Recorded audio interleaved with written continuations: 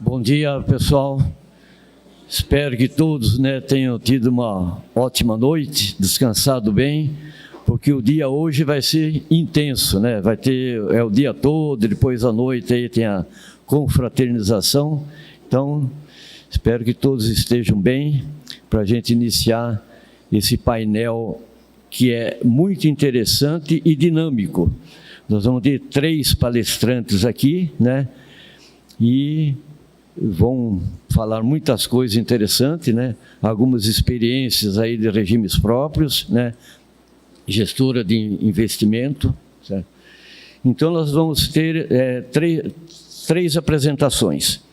Uma delas é a Isadora Ferreira, que eu até convido para assumir o seu lugar aí. Tá.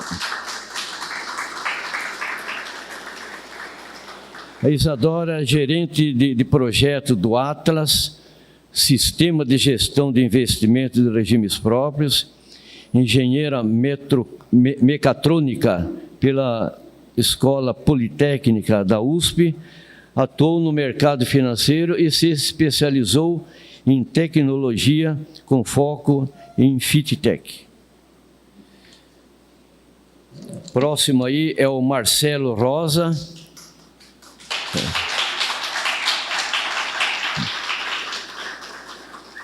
O Marcelo é formado em Economia com pós-graduação em Gestão Empresarial pela PUC Campinas, Camp. É diretor da Administração Financeira e gestor de recursos do regime próprio de Jundiaí, o IPREJUM. E o terceiro palestrante é o Tiago César de Oliveira.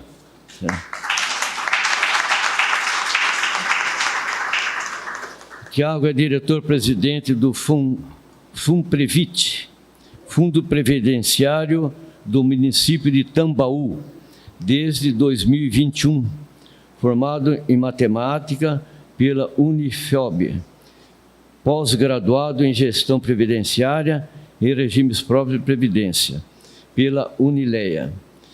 Atua como gestor de recursos do FUNPREVIT desde 2018. Então, eu convido, acho que primeiro é a Isadora que vai falar, então já peço para você usar a palavra aí, e bom proveito nesse evento. Oi, pessoal, bom dia. Estão conseguindo me ouvir bem? Gente, eu vou levantar aqui um pouquinho, mas até se vocês quiserem sentar um pouco mais para frente, porque a dinâmica dessa palestra é ser mais uma troca aqui entre os convidados e entre vocês também. Então, se às vezes ficar um pouquinho ruim de ver aí do fundo, por favor, E, bom, sejam muito bem-vindos. Espero que vocês estejam aproveitando o evento e continuem assim, Eu sou a Isadora, eu faço parte da equipe do Atlas. Eu comecei a minha carreira, na verdade, no mercado de capitais, então eu trabalhei em gestora de recurso mesmo. E depois, não teve como, migrei para a tecnologia. E foi daí que nasceu o Atlas, que é essa plataforma que eu represento. E eu não posso começar essa apresentação sem agradecer a toda a equipe da APPREM pela organização desse evento e a todos vocês também pela presença. E, claro, aqui aos nossos convidados e a Correinha. Obrigada, viu?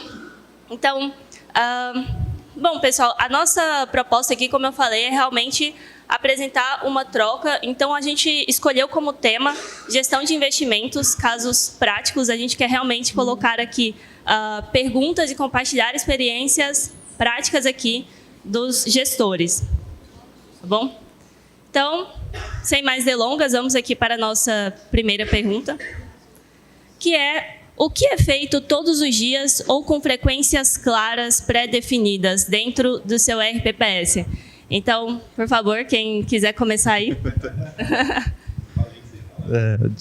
O Tiago tá debutando hoje aqui, então tem um friozinho na barriga, Tiago? Não é fácil. Bom, a rotina diária no RPPS lá de Jundiaí, obviamente, além das conferências, dos lançamentos, movimentações financeiras, a gente faz acompanhamento de notícias do mercado. E às vezes as notícias saem... Hoje o mercado é muito dinâmico, As notícias chegam muito rápido para nós. Eu acabei de sentar nessa cadeira aqui, eu estava mexendo no celular e acabei de ver que o IPCA veio abaixo, né, da previsão do mercado.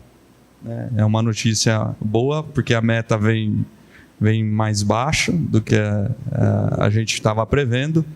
Né? E são informações que acabam trazendo um pouco de dinamismo para o nosso dia. Né? Isso pode ali trazer alguma movimentação no mercado, pode gerar uma oportunidade. Então, além dos acompanhamentos das notícias,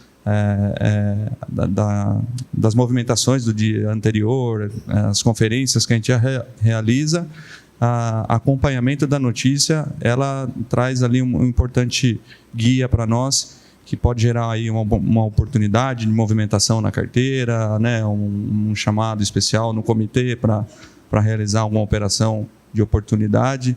Então, eu considero que esses dois movimentos sejam algo que eu faço todo dia, né? Acompanhamento da notícia e conferência das informações que foram lançadas no dia anterior. Vou passar para o Thiago para ele falar.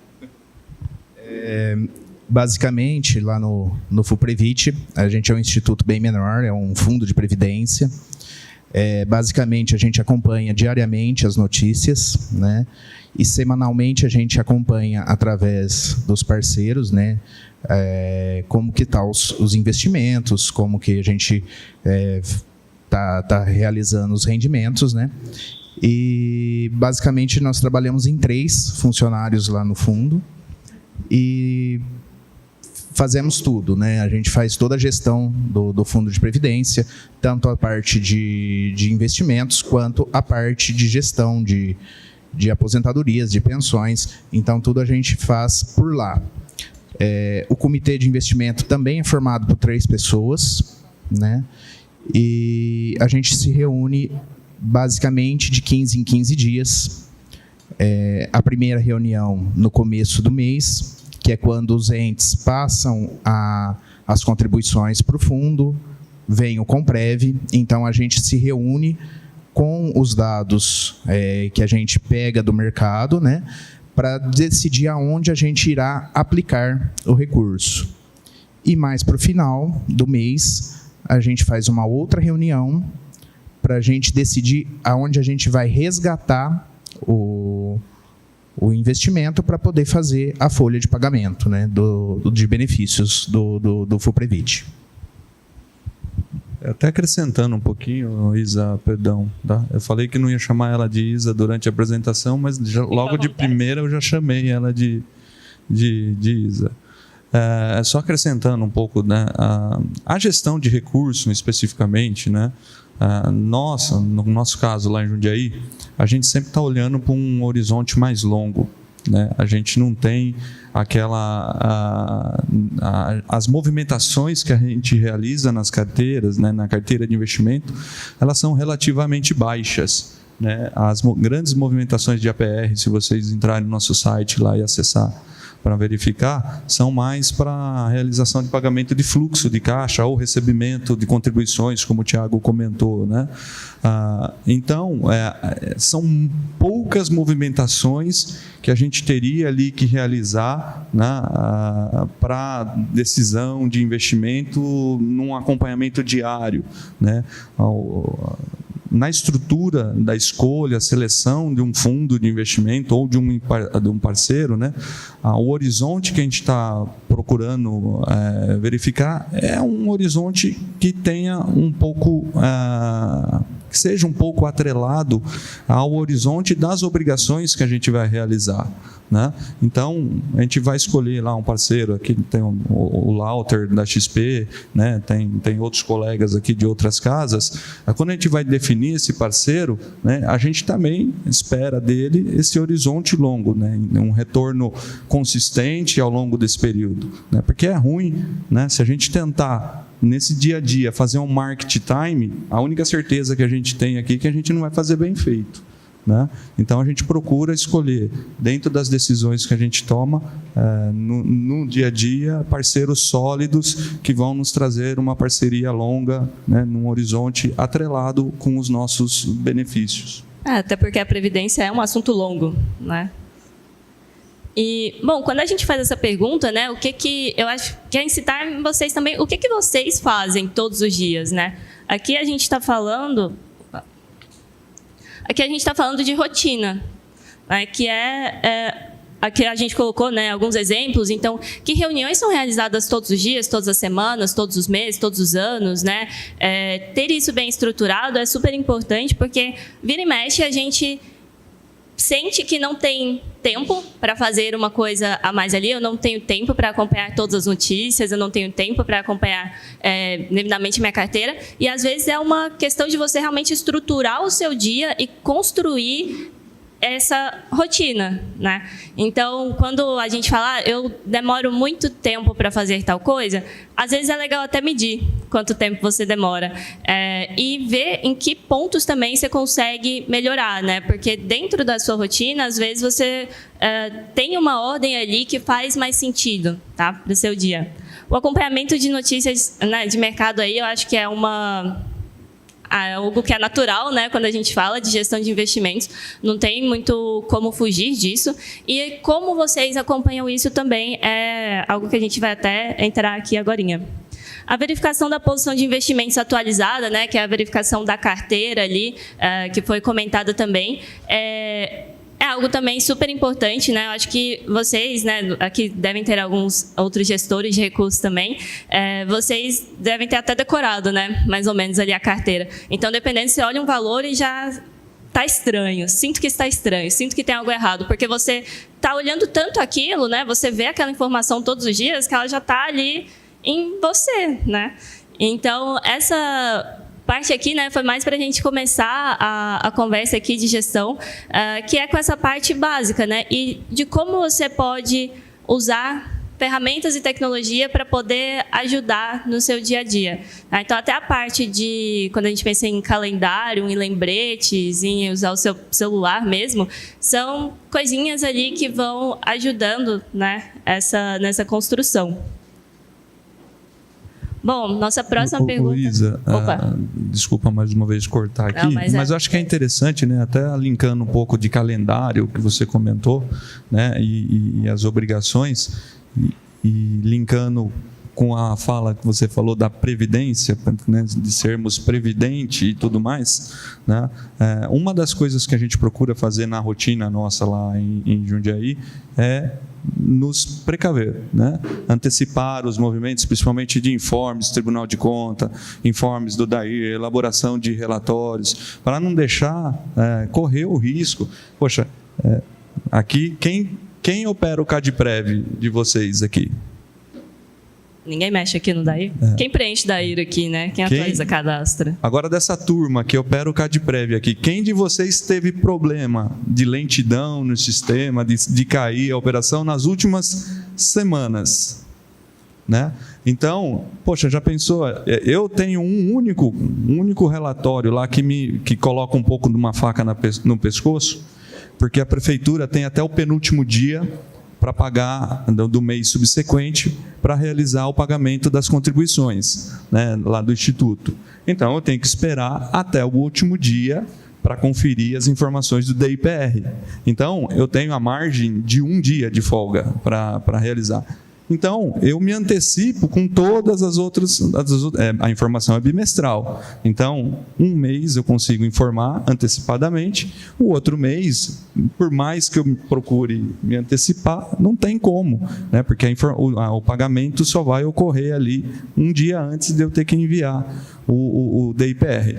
Então, essa é a única condição que me coloca um pouco da faca do pescoço. E esse mês eu tive muita dificuldade. Eu consegui enviar o DIPR 9 horas da noite, né? Porque até 6 horas da tarde eu clicava para digitar uma informação, saía, ia fazer outra coisa, ia analisar um relatório, esperava lá 10, 15 minutos para poder confirmar a operação. Então, aí a gente não tem como fugir, mas nas outras situações a gente procura se antecipar demais para evitar surpresa, correr um risco de de ter que renovar o CRP e constar que a informação estava em atraso, né? Então, a gente procura, nessa rotina, sempre se antecipar, né? Nos envios das informações, na elaboração dos relatórios, né? O pessoal do Conselho está aqui, né? A reunião do Conselho é toda a última quinta-feira do mês, do Conselho Deliberativo. A gente procura enviar as informações, né, dos relatórios, com as informações referentes ao mês anterior para eles, com alguns dias de antecedência, para poder, quando chegar na reunião do Conselho Deliberativo, a gente torná-la mais produtiva, porque o pessoal já teve ali tempo de analisar aquelas informações, levantar as dúvidas, né, e na hora trazer uma discussão assim, saudável, importante, né? E não perder tempo em lendo o relatório, explicando o que aconteceu. Então, ser previdente nessas horas ajuda a gente também na gestão do dia a dia. E isso vale principalmente para as coisas que você já sabe, né, que vão acontecer. Então, você já sabe que você tem que prestar contas, você já sabe que aquela reunião vai acontecer naquela data. Então, o que você pode fazer para deixar essa estrutura mais fluida, né? Eu acho que entra muito nisso. E essa questão do CAT-Prev aí no fechamento do mês passado foi desafiadora, né? Para não falar outras coisas. Bom, seguindo aqui então, a próxima pergunta é: como é feito o acompanhamento do mercado, né? Então, se isso está dentro da rotina, acompanhar o mercado, como que vocês fazem isso? Basicamente, nós temos contato direto com os parceiros, né? XP, Caixa, Banco do Brasil, o pessoal manda diretamente em grupos de WhatsApp, e-mails, auxiliando a gente, né, no acompanhamento do mercado e basicamente em páginas de internet também, né? A gente já chega de manhã lá na sala, ainda como a gente é um fundo pequeno, a gente está localizado dentro de uma sala da prefeitura, acho que basicamente trabalhamos lá em 3, mas dentro da sala a gente já chega, já vai acompanhar o mercado, já vai acompanhar, já vem as notícias desses parceiros, né, desses mensagens de WhatsApp, tem lives, né, mensalmente, geralmente tem as lives e a gente acompanha por aí o mercado com o uso dessas tecnologias. Lá em Jundiaí é muito similar ao que o Thiago faz, né, lá no IPREVIT. Acho que hoje a tecnologia ela nos traz uma proximidade, né? Grupos de WhatsApp, informação constante o tempo todo, né? Então, qualquer notícia, como eu relatei aqui no começo da conversa, acabei de sentar na carteira aqui, recebi num grupo do WhatsApp a informação do IPCA, né? Eu acho que a própria disponibilidade que hoje os bancos e assets se colocam, né, à disposição para nos prestar informações, seja de mercado, seja de bate-papo com o gestor do fundo, acho que hoje ela é muito constante, né, é muito alta, até a gente acaba tendo até dificuldade de casar a agenda com todo mundo, para receber todo mundo, para fazer, conhecer. A gente, lá em Jundiaí, a gente tem a diligência nos gestores, né, como uma etapa do credenciamento, né? A primeira etapa do credenciamento, a gente vai falar mais para frente, seria a parte de conferência documental, né? A gente, após a conferência documental, a gente vai lá conhecer o gestor, né, para entender como ele cuida do nosso dinheiro, como que ele faz a gestão e tudo mais, quais são os sistemas de apoio que eles têm, né? Então, acho que hoje a gente tem graças à tecnologia, a gente tem uma gama de informações que vem muito rápido para nós, e aí a gente tem a oportunidade de fazer a gestão, né? De se preocupar com a gestão e não correr atrás da informação. Essa foi uma coisa que mudou bastante, né, nos últimos tempos, que é esse maior aumento aí da disponibilidade de informação. Então, algo que foi muito mencionado aqui foi essa parte, né, da troca com os gestores ou economistas, né, de mercado. Tem muita gente produzindo conteúdo bom e conteúdo ruim também, então você tem que saber filtrar. E a quantidade de informação, como foi colocado aqui, ela é muito grande. Então, de qualquer jeito, você tem que saber filtrar, né? Porque você precisa ter ali fontes variadas para você evitar, né, algum viés, e você precisa ter tempo também para fazer as outras coisas, né? Essa é uma das coisas da rotina e é uma coisa extremamente importante, mas ela é uma delas, né? Então, esse aqui é um desafio de você realmente encontrar boas fontes para conseguir consolidar, né, tudo que você precisa saber e ficar atualizado. Tem uma coisa que eu acho que é legal de comentar, que é a parte de cadastrar alertas para pessoas ou tópicos, palavras ali de interesse. Então, o Google tem essa funcionalidade, você pode cadastrar para receber um e-mail toda vez que tal instituição aparecer, né? Então, o Atlas é um assunto de interesse para mim. Então, se ele sair na mídia, eu quero saber o que estão falando. Tal fundo de investimento é importante. Ou tudo relacionado ao RPPS é importante para mim. Então, eu quero receber notícias disso. Então, é uma dica porque muitas vezes é impossível, né? Você conseguir entrar em todas as fontes de informação que existem.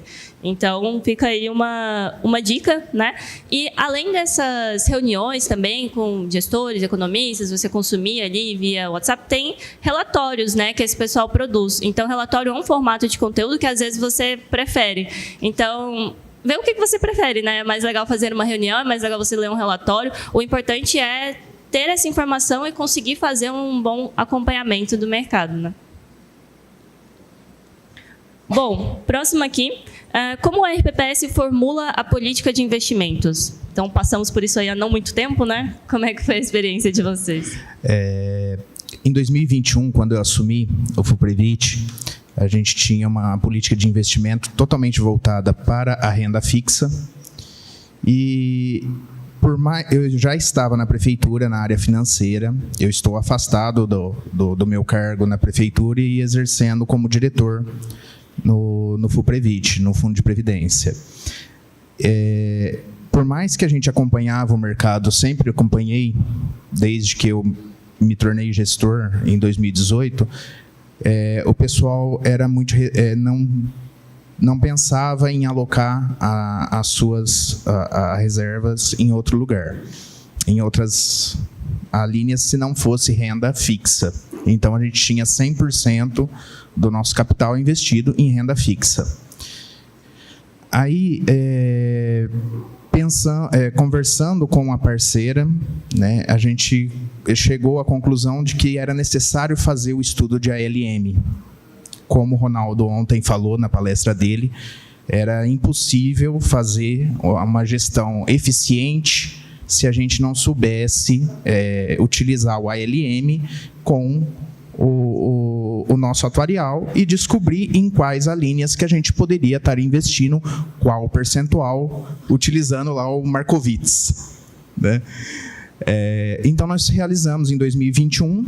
A partir daí, a gente faz a política de investimento partindo do nosso ALM. Então, todo ano a gente faz o ALM, depois a gente parte para fazer a política de investimento com base no ALM, do que ele fala, do que é feito no estudo de ALM, a gente segue a política de investimento.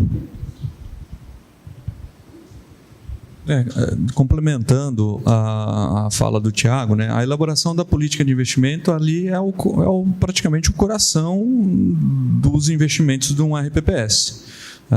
Na nossa rotina, a gente inicia ali o levantamento dos dados e informação lá no mês de agosto. A gente manda para os nossos gestores, que a gente possui algum investimento, uma solicitação de informações e previsões de mercado com relação a PIB, inflação, juro real e tudo mais. A gente vai compilando ali esses dados para construir uma carteira de investimento, né? Fora isso, os estudos acessórios, como o Thiago disse, o ALM, ele é de extrema importância, porque ele nos guia, né? Ele trabalha com uma grande dado estatístico, né? Histórico, né, Ronaldo, de informações de mercado, que tem a condição de nos trazer ali investimentos que possam retornar a meta atuarial no ano, né, de vigência. não sei se foi aqui na APPREM ou se foi em algum evento da ABPEM, eu já trouxe uma comparação da carteira teórica. Se eu tivesse pego a carteira teórica do meu LM, né, que o estudo indicou, e tivesse pegado os benchmarks lá da carteira e rentabilizado isso proporcionalmente pelo que recomenda o estudo LM, né, a gente teria superado a meta em quase todos os anos, com exceção de 2022 e 2021. Né? Acho que 2022 e 2021 foi um ano um pouco atípico do mercado. Né? Então, é um estudo que ele, mesmo para quem não tem muito conhecimento de fazer gestão na escolha de ativos e tudo mais, ele consegue dar um norte, uma orientação muito interessante para a construção do portfólio. Então, lá vai dizer, tem que investir em título público, em determinados vértices, né, para saber se você vai ter capacidade de levar esses investimentos até o vencimento. Né. Não adianta nós, como gestores, comprar uma NTNB hoje, que está acima de 6, né, Lauter? Está rentabilizando acima de 6, NTNB 2050, se eu vou ter que pagar a aposentadoria do nosso servidor lá em 2035. Né? Aí, em 2035, corre o risco do quê? Eu ter que desfazer o papel no momento, né? A necessidade, não um risco, né? A necessidade de eu desfazer o papel no momento que talvez o mercado não seja favorável e você não vai conseguir aquela rentabilidade que você contratou na aquisição. Então, ele é um estudo que nos auxilia demais na elaboração da política de investimento e na definição de algum dos ativos. Obviamente que você não consegue aplicar 100% do estudo LM naquele ano vigente, né? Mas você consegue direcionar boa parte das suas alocações para aquelas estratégias. Então, para a elaboração hoje da política de investimento, para a elaboração da política de investimento, você tem aquela alocação objetiva, né, que o estudo LM tem capacidade de te ajudar. Né? Outro ponto que é interessante, que a política de investimento, ela é a regra do jogo que o RPPS vai jogar no ano seguinte. Ela não é um negócio que eu posso, assim como uma roupa, trocar todo dia. Né? Na legislação nossa diz que, caso necessário fazer alguma alteração, tem que ser muito bem justificado por que você está fazendo a alteração. Então, quando você está construindo um ano antes aquela política, você tem que prever aqueles investimentos que você tem, inclusive, expectativa de realizar. Consignado, por exemplo. Faz 2 anos que minha política de investimento está prevendo a gente utilizar o consignado. Mas faz 2 anos ainda que a gente não concluiu os estudos e o edital. Mas a partir do momento que eu concluí, a minha política já tem aquela previsão para eu fazer. Imagine agora, decidimos aqui, recentemente a gente teve a abertura da curva de juros. A curva de juros de título público caiu, abriu de 4, que estava remunerando, para próximo de 6, que é o teto da meta atuarial do nosso segmento. Né? Muita gente não tinha previsto a aquisição de título público na política de investimento. Então, imagine, você teve uma baita de uma janela de oportunidade, você ia ter que chamar uma extra no conselho, ia ter que convencer todo mundo, mostrar a importância e tudo mais. Nessa janela, muitas vezes, o título público já fechou de novo e a gente perdeu a oportunidade de rentabilizar a nossa carteira. Então, a política de investimento, ela é o coração, ela é a regra do jogo. Então, quando a gente está elaborando ela, a gente tem que considerar até aquilo que a gente pode pensar meio que remoto no investimento. Tá? Você tem alocação objetivo, mas você tem que dar a previsão de algumas outras estratégias. Se a gente pensar há 5 anos numa palestra como essa aqui, de falar, o ano que vem, nos próximos 2, 3 anos aí, vai ter uma pandemia que vai fechar o mundo inteiro, vai matar gente pra caramba, e quando passar a pandemia, que a gente achar que está tudo calmo, lá na Europa, 2 países vão entrar em guerra, vão começar a jogar bomba um no outro. Né? Se eu falasse isso daqui há 5 anos, eu ia falar, mas vocês são doidos. Onde que vai existir isso? Que os bancos centrais que estavam colocando gasolina na economia ia ter que começar a botar o pé no freio no mundo inteiro e mudar, porque a inflação estava estourando no mundo todo. E a inflação aqui, ela é um detrator de consumo, né? Ela faz com que a gente perca a nossa capacidade de compra e tudo mais.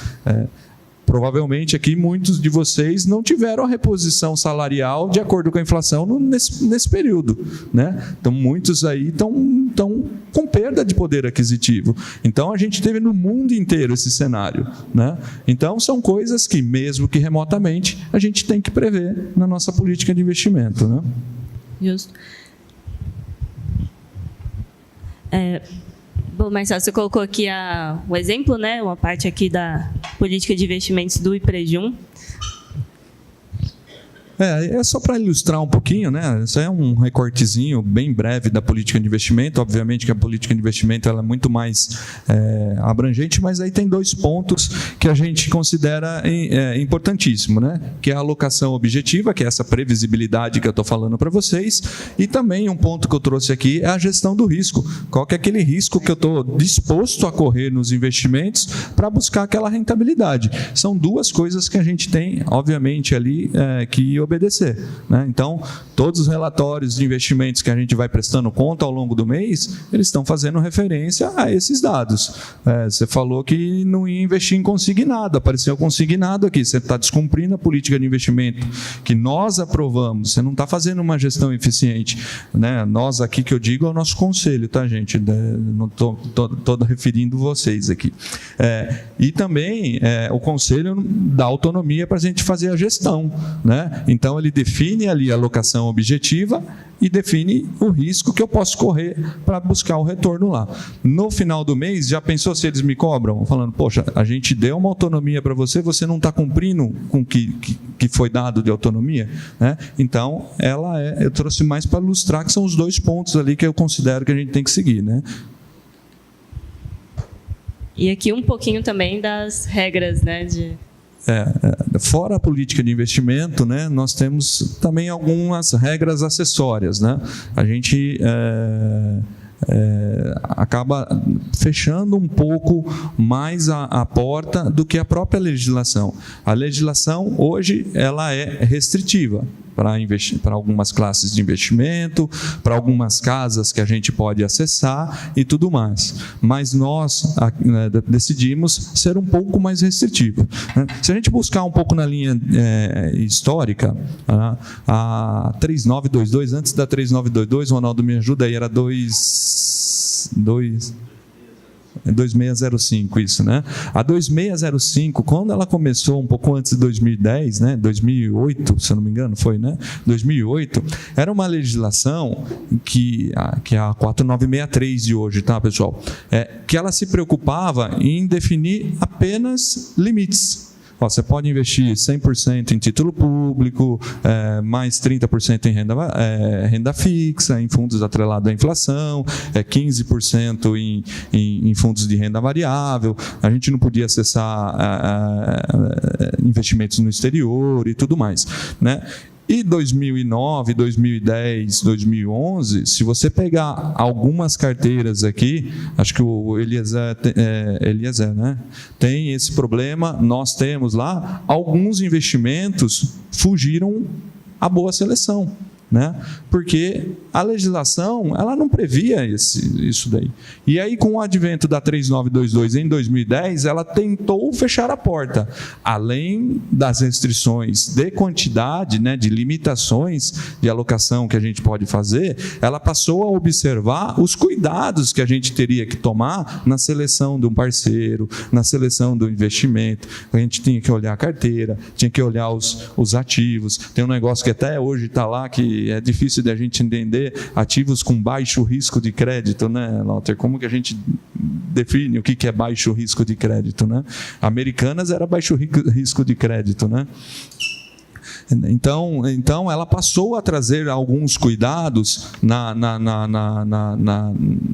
do RPPS. Mas isso ainda não foi suficiente, que em 2010, 2011 e 2012, nós tivemos muitos investimentos em aventureiros que a gente paga a conta até hoje desses investimentos que foram realizados, né? E aí, com o advento da 4963, em 2018, veio ali, seguinte, além de tudo que vocês fazem, de observar, de conhecer o seu parceiro, de analisar a carteira, de obedecer esses limites, vocês vão ter ainda agora que investir só nesse grupo de cara aqui, que são a lista exaustiva lá, que é divulgada pela secretaria, né? Então, é mais uma porta que a secretaria fechou. Isso ajudou demais, porque hoje a gente tem, batendo na nossa porta, muito menos caras mal intencionados do que a gente teve no passado, né? Apesar que hoje tem que tomar cuidado, porque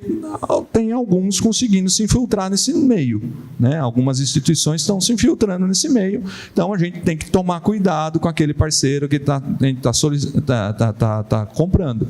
Vai conhecer, vai ver a estrutura, vai ver o histórico, vai ver o que ele fez. Então, acho que esses regulamentos que a gente traz é para ajudar a gente a fazer a gestão. Eu trouxe 2 exemplos. Aqui é a forma de seleção do ativo, como que a gente faz a seleção do ativo, a regra, né? Para esse fundo vir a fazer parte da carteira de investimento, se deliberado pelo comitê de investimento lá em Jundiaí. E o segundo é um orçamento de gestor, tá? Então, lá, por exemplo, uma instituição maior, um Banco do Brasil, um BTG Pactual, um Banco Itaú, um Banco Bradesco, ele só vai poder ter do Instituto de Previdência no máximo 15%, né, do PL nosso. Então, por maior que seja a instituição financeira, a gente limita ali, diminuindo um risco de concentração numa única instituição financeira, né? E na contraparte, né, obviamente, para definir os níveis, você tem que cumprir algumas obrigações, tamanho, história, né? Eu não vou dar... Hoje a gente está chegando próximo de 2 bilhões e 800 lá no Instituto. Eu não vou dar 2 bilhões e 800 para uma gestora que tem sob gestão 500 milhões. Eu não vou dar o dinheiro todo do servidor de Jundiaí, que foi construído com muito sacrifício, para um cara que está começando, para um cara que tem pouco valor de gestão. Então, a gente consegue, com isso, delimitar para quem o recurso está ficando e elimina um risco de concentração. E eu acho legal comentar que tem as regras gerais, né? A gente tem toda a regulação da legislação e tem as regras específicas que, eventualmente, cada RPPS vai desenvolvendo e vai aplicando, né? Então, esse exemplo aqui que o Marcelo acabou de citar é um exemplo específico do IPREJUM, né? E que pode se aplicar ou não à realidade aí de cada RPPS, e tudo isso é público, né? Está disponível ali no site. Então, seguindo aqui, perdão. Basicamente, o que a gente faz no FUPREVIT hoje é o que o IPREJUM faz, porém, a gente não tem regulamentado como específico uma legislação como essa. É até um ponto de atenção que a gente pode até pensar em formular realmente uma legislação assim, uma portaria assim, porque quando a gente assumiu em 2021, eu e o Marcelo, que é o atual gestor e diretor financeiro, a gente, além de ser basicamente todo vertido em renda fixa, nós tínhamos apenas 3 gestores. Né? A gente não tinha nenhum banco, se não fosse os 3, que inclusive tem agências bancárias na cidade. Então, é uma cidade pequena, 23 mil habitantes, tem 4 agências bancárias e só 3 que eram credenciadas para receber o nosso PL. Então, estava concentrado realmente em 2 bancos, tinham o nosso PL um pouco maior, né, e o outro tinha um pouco menos. Então, a gente começou a realmente credenciar outros bancos, outros gestores, outras assets. A gente começou a credenciar, começou a investir em outros, né, e agora a gente está com 6 gestores, a gente está pulverizado, está um pouco melhor, né, do que se a gente for comparar em 2021. Apesar da rentabilidade ter sido até interessante, lógico, não batemos meta em 21, não batemos meta em 22, como 100% dos institutos e fundos não bateram, mas pelo menos a gente ficou no campo positivo, né? Mas depois a gente começou, além de alocar diversificadamente nas alíneas, né? Nós não tínhamos BDR, nós não tínhamos multimercado, não tinha nada, crédito privado, não tinha nada, a gente só em renda fixa. Além da gente começar a investir em outras alíneas, a gente começou também a investir em outros gestores. Por quê? A opinião de o jeito de trabalhar é diferente de um outro gestor. Então, a gente acaba capturando de maneira interessante esse rendimento. Justo. Então, assim, as realidades que a gente tem no mercado RPPS são muito diversas, mas todos obedecem às mesmas regras e têm o mesmo objetivo, né? Então, por isso que essa troca ela é tão interessante. E seguindo, né, na nossa linha de pensamento aqui, então, pessoal, como que novos produtos entram na carteira, né? Agora a gente vai perguntar como que é feita, como que é construída a alocação aí.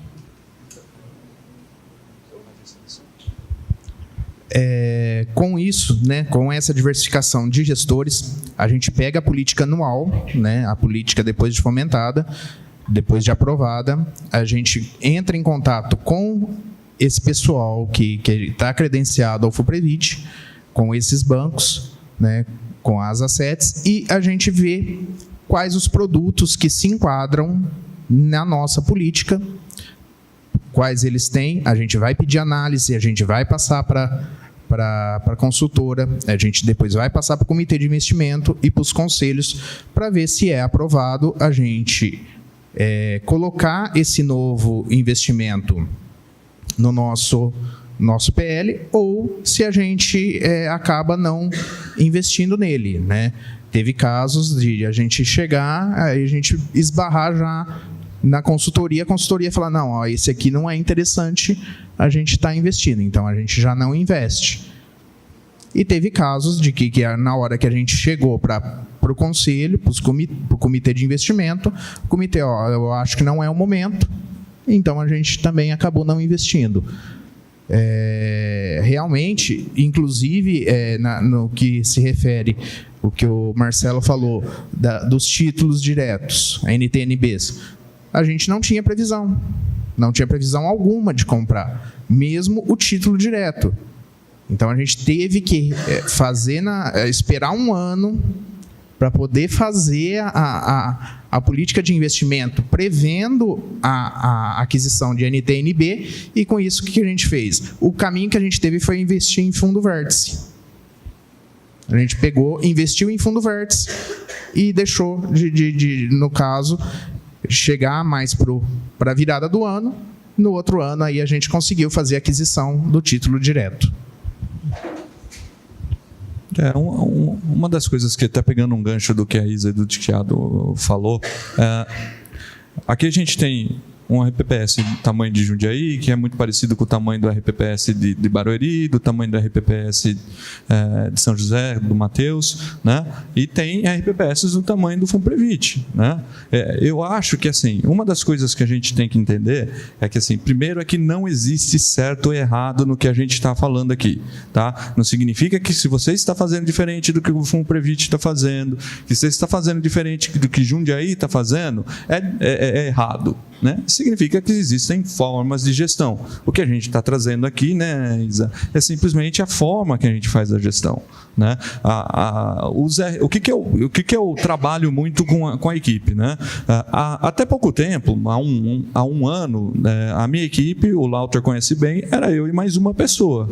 Então, nós fazíamos arrecadação, parte de tesouraria, nós fazíamos as análises para levar para o comitê, né, dos investimentos, fazia os relatórios, fazia os informes para o Tribunal de Contas e daí. Eram 2 pessoas, né? O RPPS hoje está um pouquinho maior, maior, a gente teve concurso público, aumentou a estrutura e tudo mais, né? Mas boa parte do que foi construído aqui, ela foi construído ao longo do tempo, né? Ela não nasceu assim de um dia para o outro. Poxa, eu vi uma apresentação de Jundiaí no congresso tal, e vamos implantar 100% do que eles fazem lá, porque a gente vai conseguir ter uma boa experiência.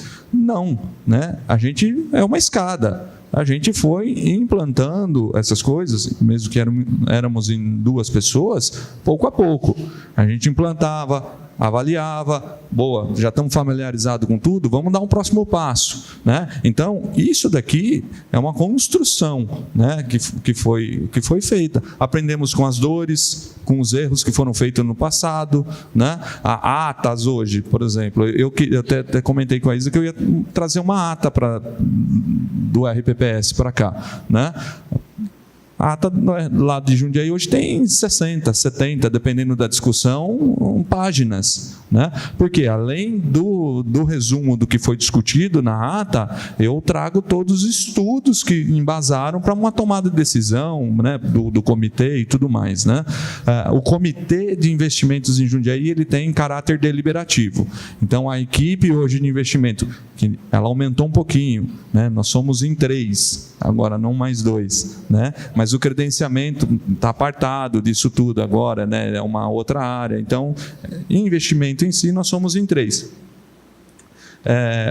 A equipe faz análise e ela apresenta para o comitê tomar decisão de investimento.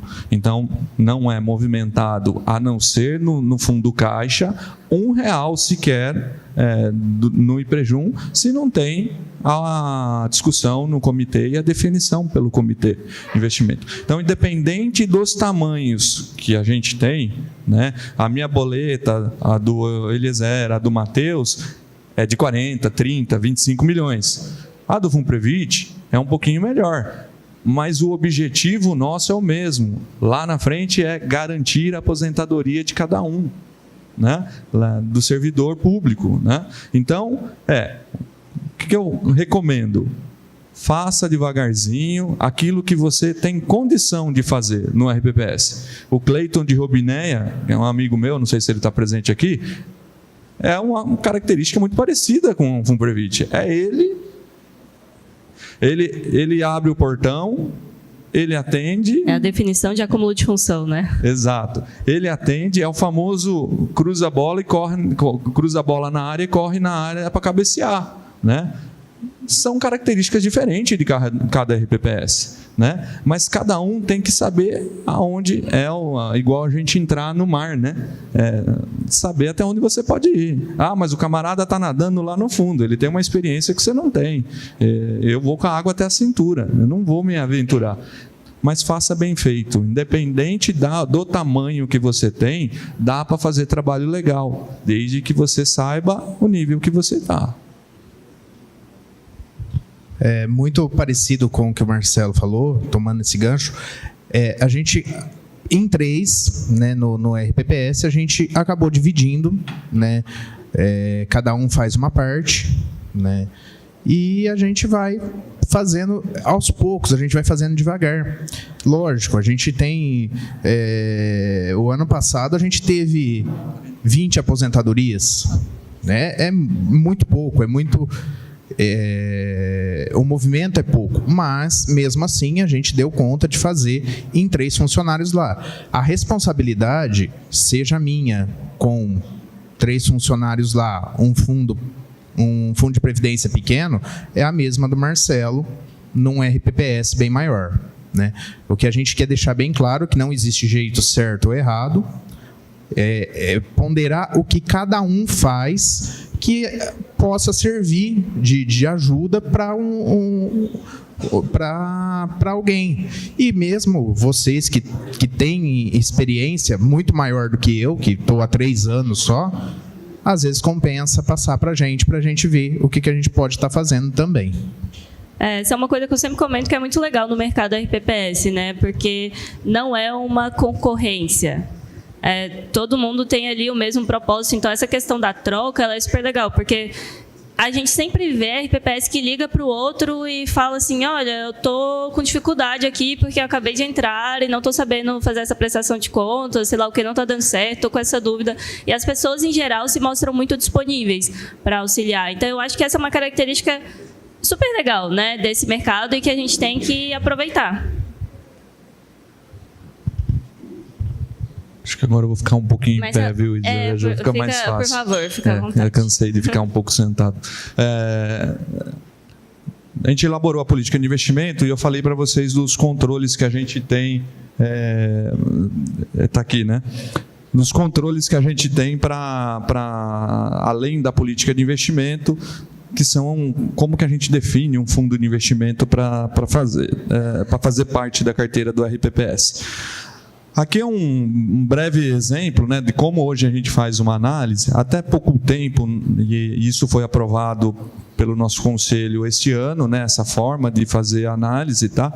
Até pouco tempo eu fazia aquela análise clássica de 0 a 12, de 0 a 24, de 0 a 36, de 0 a 60, para ver como que estava a classificação daquele fundo, né? Só que isso, com o passar do tempo, começou a incomodar nós lá da equipe de análise da seleção do fundo de investimento. E o porquê que isso a gente acabou mudando, tá? A gente trouxe para dentro do regulamento, né, as análises em janelas anuais, tá? Então são 7 janelas dos últimos de 12 meses, né, dos últimos 7 janelas de 12 meses, né, dos últimos sempre, né, com a rentabilidade de cada fundo em cada janela, tá? Por quê? Quando eu analisava um fundo numa rentabilidade de 60 meses, eu via lá que o fundo, no período, dando um exemplo, o fundo A trouxe uma rentabilidade no período de 60%. O fundo B trouxe uma rentabilidade de 58%. Só que quando eu explodia isso daqui, o fundo A, ele trouxe 2 num ano, e num ano ele trouxe 40% de rentabilidade. Tá? O fundo B, ele entregou 15 por ano no período. Tá? Então, quando você analisava lá, nos últimos 60 meses, esse cara foi o melhor, né? Numa análise fria, né? E aí a gente entendeu que, se eu tivesse entrado no período anterior a ele dar 40%, obviamente que eu consegui buscar esse retorno que ele deu. Mas se eu entrasse no depois, ele me vendeu a alta, né? E eu comprei a baixa desse fundo.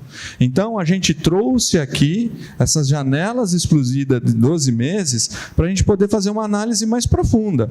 Aqui você consegue identificar. Obviamente, gente, eu não trouxe aqui, porque aqui tem vários patrocinadores e tudo mais, para não nominar ninguém, a gente escondeu aqui o nome dos fundos. Mas, se vocês acessarem o nosso site lá do Instituto, você vai ter esse fundo com 70 linhas aqui, esse estudo com 70 linhas com o nome de todo o fundo. Tá? Você vai identificar que existem janelas, por exemplo, estratégia small, né? Hoje, pode ser que essa estratégia small, na grossa maioria, esteja nesse campinho vermelho, né? Então, a gente também auxiliou a entender cenários econômicos, como que estava a economia do Brasil em 2017 para 2018, como que estava o cenário em 2021 para 2022, né? Então, a gente consegue se antecipar. O fundo small, ele está com 60% de rentabilidade, ele seria o melhor, mas nessa situação de economia, com juros subindo, eu não vou fazer alocação nele, porque ele não vai obter o retorno. Então, a gente conseguiu fazer essa análise para trazer um pouco mais de sensibilidade naquele ativo que a gente vai escolher, tá? Para eu entender momento de mercado, entender a constância disso daqui, tá? Eu vou selecionar parceiros que vão me entregar resultado consistente ao longo do ano, tá? Então, se você ver aqui, tem um numerinho, tá? Entre as colunas aqui. Essa daqui é a posição que o fundo teve entre os 70 que estão aqui, né, nesse intervalo.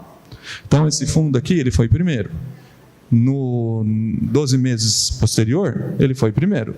No 12 meses, lá 3 anos para trás, ele foi o quarto. Então, esse cara, independente do cenário econômico, ele tem condição de entregar um resultado consistente. Obviamente que nem todo mundo vai cair nessa situação de ser o primeiro todas as vezes, né? Mas eu quero encontrar nessa lista gente que esteja nesse primeiro quadrante, que no longo do prazo, nos 7 anos que eu estou analisando, entrega a performance, mesmo em condição de mercado adverso. Que eu sei que tem hora que o small vai sofrer um pouquinho, eu sei que tem hora que o dividendos vai ser uma boa estratégia, eu sei que a alocação ativa em Bovespa vai ser uma boa estratégia. Então, a gente vai direcionando o resultado da análise de acordo com o que essa planilha vai mostrando. Então, eu trouxe aqui para elucidar, né, para vocês aqui um pouquinho de como a gente faz, o que me incomodava a mim e a equipe quando a gente estava elaborando a análise de 60 meses. Essa é uma visão super legal, na verdade, que ele trouxe. Se ficou alguma dúvida, né? Acho que vocês podem perguntar depois ou até conversar com o Marcelo depois. Ele é uma pessoa super aberta. Então, ficou fora da hora aqui. Mas quando a gente fala da escolha, né, em geral aqui de produtos, a gente pensa na política de investimentos, né, que é a base ali, vai ser esse norte do que você, na onde você vai alocar ou não. Então, essa visão é para aquele ano, né? Então, por isso que é legal prever algumas possibilidades. Então, esse exemplo dos títulos públicos foi muito legal, porque dependendo de como você estruturou a sua política, você pode ter perdido uma janela, ou perdido um melhor timing ali, né, para a sua oportunidade, seguido do credenciamento. O credenciamento, não sei se talvez algumas pessoas aqui estivessem ali no evento da Bipem que teve agora em março. O credenciamento foi um assunto bastante explorado nele, né? Fica a ideia aí de olhar também, né, as gravações que ficam disponíveis aí dos eventos, mas o credenciamento é esse momento que você vai validar aquilo que aquela prestadora de serviço, né, tá te oferecendo. Então, na propaganda, é claro que tudo vai fazer sentido sempre, né? Mas é quando você olha a fundo ali, é que você vê se atende ou não os critérios, tanto da legislação quanto os critérios do seu próprio RPPS. Essa responsabilidade de alocação, ela é muito grande. Então, o credenciamento é realmente um ponto essencial, né, que vai, inclusive, defender a sua tese ali de alocação. Uma avaliação bem estruturada, né, e adequação ao contexto do RPPS. Então, essa colocação, tipo, poxa, é uma escada, né? Então, eu falo muito dessa parte em relação à tecnologia, porque dificilmente você vai sair do 0 para o 100 de hoje para amanhã. É uma construção, é uma mudança inclusive de cultura, né, dentro do RPPS. Então, é realmente uma jornada aqui. E eu tenho uma perguntinha bônus bem rápida, que é como que vocês pesquisam os produtos, né? Como que vocês conhecem essas instituições nas quais vocês investem, ou os produtos nos quais vocês investem? Tipo, às vezes é nos eventos, assim, como que aparece lá? Sim, basicamente eu credenciei bastante lá no FUPREVIT, bastante, conhecendo as pessoas em eventos, que até então também o antigo gestor não ia em eventos, então a gente acabou conhecendo bastante gente em eventos, conversando bastante, depois estreitamos mais ainda esse contexto, e depois de credenciado, tudo certinho, analisado, conhecemos quem trabalha, quem são os gestores de cada parceiro. Nós começamos de uma maneira um pouco, vamos pôr assim, bem interessante lá no fundo. A gente começa com pequenas alocações. Mesmo seja o fundo, seja o gestor, a gente começa sempre com pequenas alocações. A gente nunca chega com 10 milhões de uma vez num fundo. A gente vai lá, a gente coloca 1 milhão, 500, 100 mil. Eu tenho um investimento de 50 mil. Então, a gente coloca pequenos valores. Por quê? Pequenos, que eu falo, em medidas do Instituto de RPPS. Né? Nosso particular, quem dera ter tudo isso. Né? Mas a gente começa a colocar pequenos valores, a gente sente a temperatura do fundo e do gestor, né, do banco credenciado, Se acaso for interessante e, no caso, o comitê de investimento e os conselhos aprovarem, aí a gente começa a alocar um pouco melhor, a gente coloca mais o do nosso PL. Acho que fazer isso faz vocês, talvez, acompanharem mais aquele fundo, né? Tipo, ter uma... A gente acaba acompanhando quase que semanalmente, né? Para não dizer diariamente, os fundos, né? A gente acompanha praticamente todo a cada 2 dias, 3 dias, a gente acompanha como que está cada fundo, cada investimento nosso, utilizando não só a página do banco, mas como o Atlas, por exemplo, que a gente faz um acompanhamento legal, e inclusive é o que nos ajuda a fazer o credenciamento também, né, através da página, e a gente vai acompanhando praticamente diariamente. E aí, tendo a previsão, estando na política de investimento e passando por esse, digamos, por esse crivo que a gente criou, né? Não está estabelecido em lei, isso não está estabelecido em portaria, não está. É um jeito que nós começamos a fazer. Desde 2021 a gente tem feito dessa maneira. E, por exemplo, a gente não tem problema de ter num PL um fundo muito robusto. A gente não tem fundos grandes, né, com grandes quantias. A gente tem sempre com um valor, um percentual até interessante do nosso PL, de 10% a 12% do nosso PL geral em cada investimento. Hoje a gente conta com 40 investimentos, mais ou menos.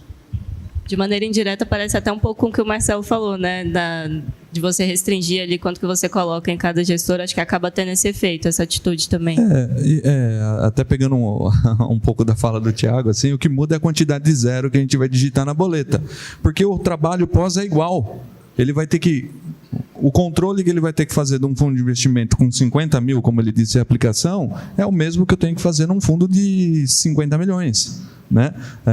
Então, independente nessa situação, eu acho que é muito próximo, né? O que vai mudar ali é só a quantidade de zero. O credenciamento em Jundiaí, ele é prévio.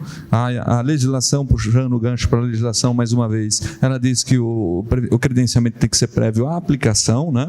Então a gente, além de realizar prévia a aplicação como a lei, a gente ainda considera que a gente tem que fazer esse credenciamento prévio efetivamente. Credenciamento lá em Jundiaí não é restritivo, então, se o Ronaldo tem uma haste amanhã, ele quer ir lá em Jundiaí apresentar o produto dele e tudo, fala, Ronaldo, primeiro credencia ela com a gente, apresenta os documentos, eu não vou fazer esse corte, quem vai fazer o corte é o compliance, né, o Henrique que está aqui, vai fazer o corte lá, se ele achar alguma coisa que desabone a instituição, né, e o fundo, a mesma coisa, né, vai apresentar a documentação, estando ok, está credenciado, estando credenciado, obrigatoriamente ele vai aparecer naquele estudo que eu acabei de apresentar para vocês. E aí é competência, tá? Para vir a receber recurso, tem que ser competente o suficiente para entregar resultado consistente ao longo do ano. Traz uma eficiência, né? Porque você não desprende aí de um tempo investigando o fundo, analisando o fundo, sendo que nem o credenciamento foi feito, então pode ter alguma coisa anterior ali, prévia, né? Que, porque não existe, desabonaria não existe coisa mais chata da gente levar um estudo para o conselho, para o comitê, e definir uma explicação, e eu chego lá, Lauter, o comitê definiu a aplicação, daí falou, puxa, esse fundo está fechado para captação, porque deu capacity. Né? Esse fundo está fechado porque tem um ativo desenquadrado, eu não posso receber, né, esse recurso. Então, o que a gente se certifica? Com credenciamento prévio e análise constante, então eu vou pegar esses fundos, obviamente que eu não vou ligar para os 70 gestores e vou perguntar para eles se o fundo está aberto, continua enquadrado, se está e tudo mais. Né? Os principais, eu faço esse cuidado. Né? Porque se o comitê tomar a decisão de investimento, eu tenho certeza que eu vou conseguir cumprir o que o comitê decidiu. Boa. Bom, e após essa construção de alocação, né, acho que vocês até já comentaram um pouquinho, mas é a pergunta de como, então, no dia a dia, na prática ali, é feito esse acompanhamento da carteira. Bom, o acompanhamento da carteira hoje, a ferramenta que eu uso bastante para fazer esse acompanhamento é a da Atlas, né, para ver a rentabilidade e tudo mais. Eu estou 8 anos no segmento. E eu lembro que quando eu gostava de ver a posição da minha carteira no meio do mês, na época eu usava o sistema Quanto, hoje ele tem várias melhorias, você consegue construir e tudo mais, nós hoje utilizamos o Com Dinheiro. Mas eu lembro que eu tinha que exportar a lista por CNPJ dos fundos com a cota mais recente, fazer um PROC-V na minha tabela Excel para poder buscar as informações, né, para construir um resultado, né? E hoje você tem esse acompanhamento diário com sistemas, né? O da Atlas eu acho que é um exemplo clássico, que eu entro todo dia lá, pego os fundos de renda fixa com D1 e os fundos de renda variável com D2, não porque o sistema não atualiza, mas e sim pela imposição legal, né? Então eu consigo ver a minha carteira diariamente, a posição que ela está em fechamento, com no máximo aí 2 dias de defasagem, né? E outra coisa, se puder jogar até no próximo slide, né? Eu acho que esse acompanhamento, poxa, a gente tem a política de investimento, a gente fala que vai fazer um monte de regra, a gente fala que vai seguir um monte de coisa, mas se eu não controlo nada, não tem nem o porquê escrever isso na política de investimento, né? Então, tudo aquilo que a gente escreveu, a gente tem que tomar cuidado de controlar, né? De estar mostrando, de estar dando publicidade efetivamente daquelas ações que a gente fez. Estourei o limite de risco, eu tenho que correr o limite de risco que está aprovado na política de investimento, que é a regra do jogo que eu ia poder ter, né? Qual que é a medida? O que eu vou fazer para corrigir, né? Qual a troca, né, de fundo para reduzir, para mitigar esse risco que a gente vai fazer? Estourei um limite que tinha de alocação, né? Investi num ativo que não podia. Então, além de prometer na política de investimento, eu tenho que controlar ao longo do ano, né? Então, é uma das coisas que eu acho interessante. Faça aquilo que vocês vão ter condição de controlar. Esses dias eu estava conversando com o pessoal da secretaria, com algumas informações que ele pede do DAIR, né? E eu falei para ele, o que você faz com isso? Né? Qual o objetivo de você me pedir essa informação? Porque se não tem objetivo, para de pedir, né? Então, faça aqui o que você vai ter condição de controlar, de ver. Não, justo. Eu acho até engraçado seu comentário aí desse acompanhamento de posição diária, porque no próprio Atlas, quando o Atlas foi lançado, não era assim, tipo, você só tinha acompanhamento tipo de fechamento de mês. E foi tipo com um comentário de vocês, né? Na verdade, tipo assim, dos nossos clientes, no caso, que a gente mudou isso, porque enfim, é uma necessidade, pode parecer assim, meio óbvia, mas às vezes quando a gente está falando de tecnologia, não fica tão óbvio assim na ponta, né? E essa parte do acompanhamento, nossa, eu não poderia concordar mais. Se você não consegue controlar, não consegue acompanhar, você nem sabe se está fazendo ou não, né? Então, qual o ponto de existir a regra ali? No caso, a gente também acompanha pelo Atlas, né? Basicamente, eu entro diariamente, como o Marcelo comentou. Além dessa questão das rentabilidades, a gente acompanha também a parte de enquadramento, porque também lá tem os gráficos de enquadramento, então a gente, uma vez a cada 15 dias, 20 dias a gente entra, porque eu pego o relatório de enquadramento e passo para o Conselho Fiscal, por exemplo, para eles aprovarem se está tudo enquadrado, se está tudo dentro da nossa política de investimento. Né? Então, e também depois passo para o Conselho Deliberativo a rentabilidade no mês vigente. Então, a gente faz sempre a última segunda-feira do mês o Conselho Deliberativo e a última terça-feira do mês o Conselho Fiscal. Então, além das rentabilidades, a gente acaba também participando dessa parte de enquadramento, também acompanhando essa parte de enquadramento do Atlas. Passa mais um, Isa, por gentileza. Né? Mais um, por favor. Tentando. Aí. Aqui eu trouxe uma matriz de correlação dos investimentos. Eu acho que aí vem um pouquinho até do que a gente comentou no início, quando o Thiago comentou que ele tinha três instituições, o limite de orçamento. Lá no ALM, quando o Ronaldo elabora o ALM lá para os clientes da mais-valia, por exemplo, ele define lá algumas estratégias de investimentos que a gente vai ter que seguir. Tá? E aqui eu trouxe a matriz de correlação dos fundos de renda variável, por exemplo. Tá? O que é importante é vocês buscarem nesses investimentos ativos realmente descorrelacionados. Né? Você investir num fundo, eu vou citar nomes aqui, mas não quero atrelar, num fundo IMAB do Itaú, num fundo IMAB da Caixa, num fundo IMAB do Banco do Brasil, enfim, de qualquer, da Western, que seja a casa, né? Você não está descorrelacionando a sua carteira. Se você pegar e você não está fazendo proteção, que é a maior preocupação, né? Está diversificando o gestor, né? Isso. Você está diversificando de gestor. Mas você não está, porque se você explodir a carteira desse ativo, de IMAB, o que vai ter lá dentro? Título Público Federal. Em todos. Então, o fato de eu estar na instituição A ou B não significa que eu estou correndo menos risco. Né? O que pode sim mudar alguma coisa é que o gestor tem uma gestão mais ativa e faz ali as alocações, né? Ele movimenta mais para entregar mais resultado, mas em síntese, dentro desses fundos, são título público federal, né? Na grossa maioria. Então, você não está fazendo uma proteção, um descorrelacionamento de ativo para conseguir lá reduzir o risco da carteira nessa situação. Então, eu trouxe aí a matriz de correlação, que dentro do possível, aqui a Bolsa de Valores, nossa, são 465 ativos, desses 465 ativos, 60 e poucos fazem parte do índice Bovespa, né?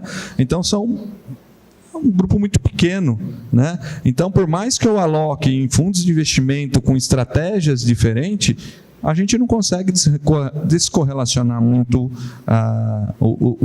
os ativos nossos. Mas eu procuro, dentro dessa descorrelação possível, maximizar esse número.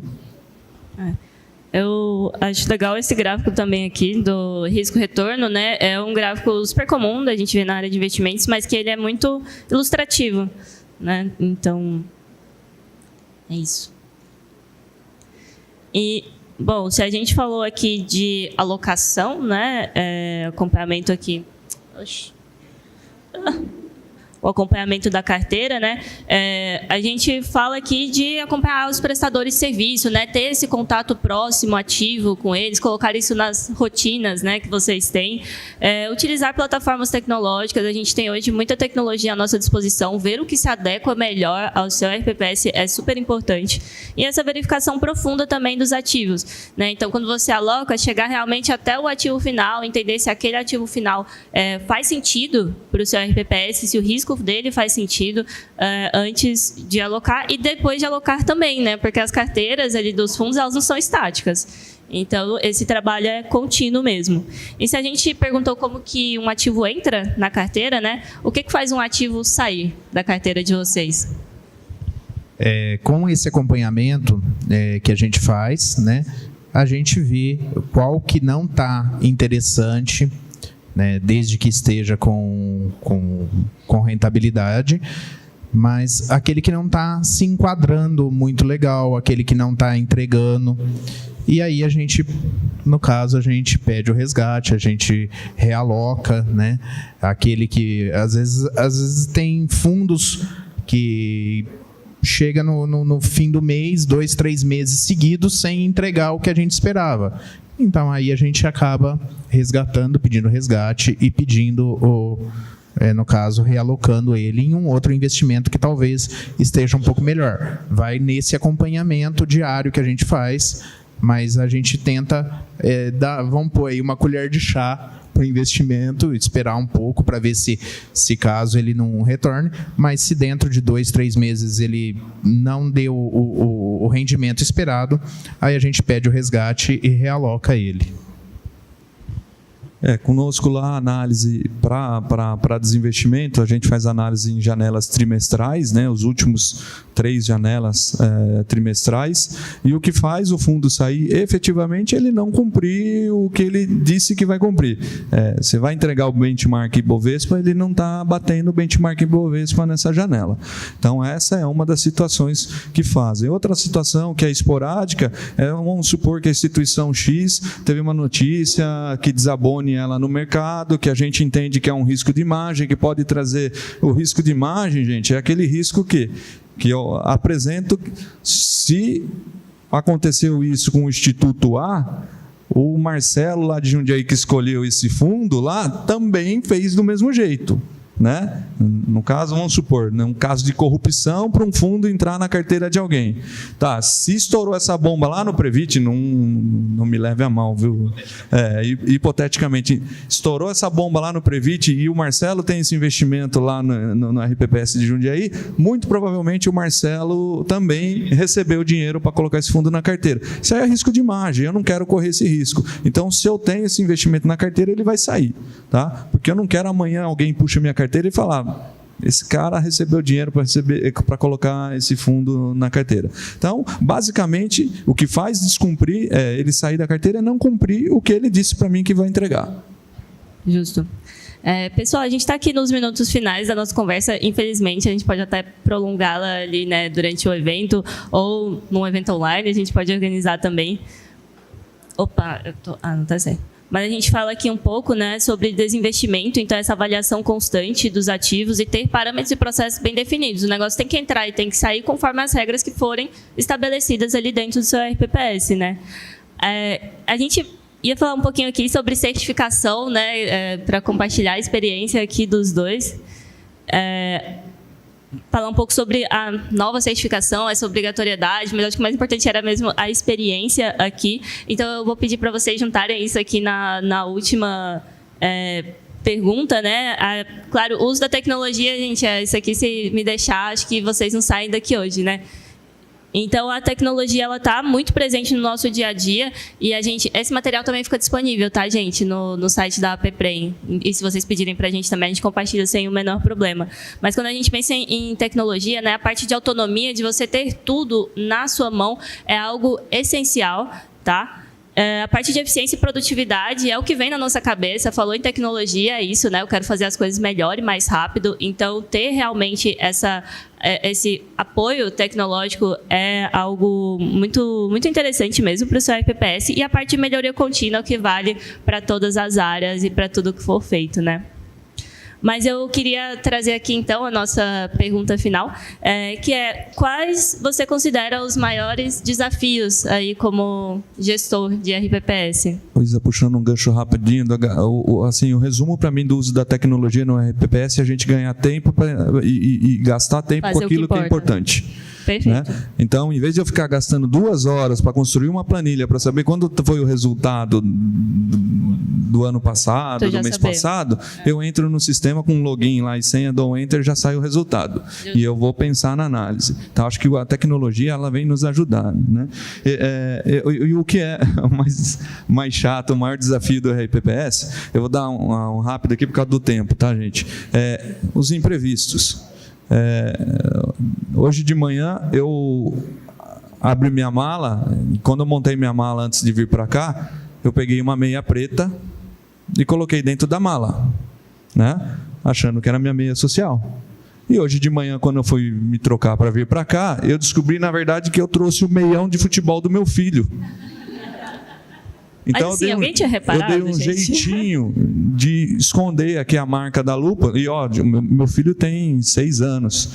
Então, ficou bom, porque ficou um pedacinho aqui do pé, aqui só, então consegui esconder.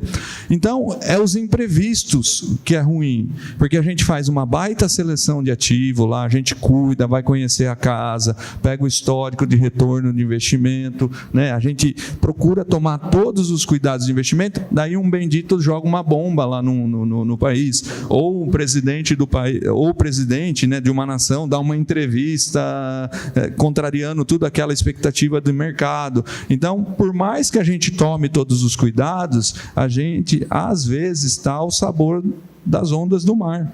né? Eu estou no meu barquinho, tomei cuidado, fiz a manutenção, fiz tudo certinho, mas às vezes a onda vem mais alta do que a gente imagina. Então, acho que o maior desafio nosso é, independente do trabalho que a gente faça, fatores externos venham nos atrapalhar no resultado, que é o mais importante de tudo. Justo. Lá o nosso maior desafio foi encontrar conselheiros. A gente não tinha, o pessoal não tem, que nem eu estava conversando antes com o Marcelo, lá o pessoal de Jundiaí já tem esse feedback de já querer participar. É meu futuro, eu estou lá, eu quero ver o que está acontecendo. É uma questão cultural, futuramente, né? Eu vou estar lá aposentado, então eu quero ver. Lá em Tambaú a gente não tem muito essa cultura, né? O pessoal lá não enxerga com esses olhos, né? Então nós precisamos reformular toda a nossa lei. A gente já tinha feito a lei adequando a emenda 103. Nós precisamos refazer ela porque ela tinha alguns erros de gramática, na hora que a pessoa copiou e foi colar e saiu tudo desconfigurado enfim, tivemos que refazer, e nisso a gente colocou já uma gratificação de participação de conselhos, né? Então, a gente conseguiu, de certa forma, conselheiros. Fizemos agora, em outubro passado, uma eleição, né? Para conselheiros, tanto do Conselho Deliberativo quanto do Conselho Fiscal. Nunca tinha sido feito, era sempre indicação, ora indicação do prefeito, da Câmara e do sindicato. Então agora pelo menos a gente conseguiu fazer por eleição, ainda aquém do que a gente planejava. Nós tivemos 7 inscritos no Conselho Deliberativo e apenas 3 no Conselho Fiscal. Mas, pelo menos, agora a gente vê que tem uma certa procura. Lógico, a gente está pagando uma gratificação para eles mensal.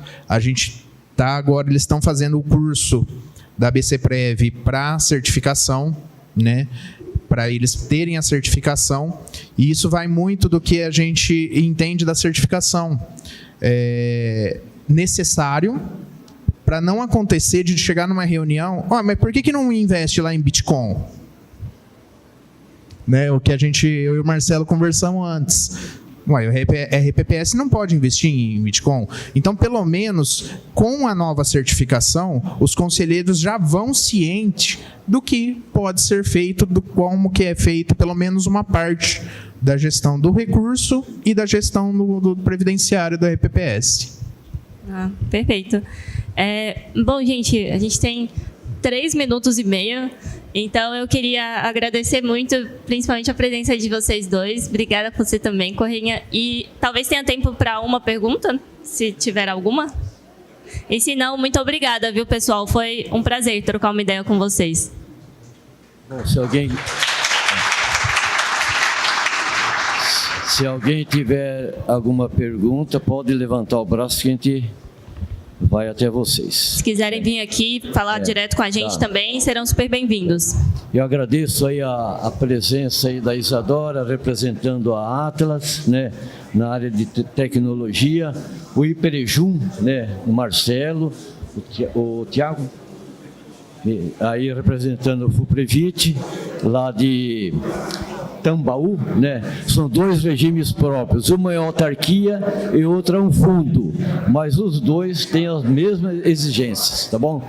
Então agradeço bastante vocês, agradeço a presença de vocês, tá certo? E agora vou entregar aí uma lembrança, um mimo aí oferecido pela PEPREM, pela apresentação de vocês.